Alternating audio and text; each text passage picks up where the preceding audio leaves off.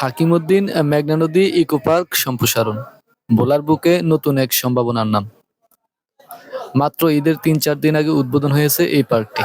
কিন্তু অবাক করার মতো বিষয় হলো, এরই মধ্যে ভোলা জেলার বিভিন্ন প্রান্ত থেকে হাজার হাজার মানুষ ছুটে আসছে এখানে।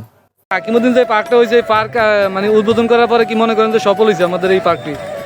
অবশ্যই সফল। আমাদের হাকিমউদ্দিন ঘাট আগে থেকেই খুবই ফেমাস।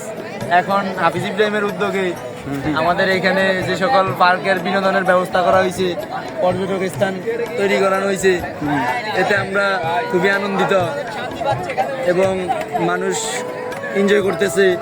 অসংখ্য মানুষ, যেটা আগে কখনো দেখা যায়নি এখানে হাকিমউদ্দিন ঘাটে। সো আমরা অনেক হ্যাপি।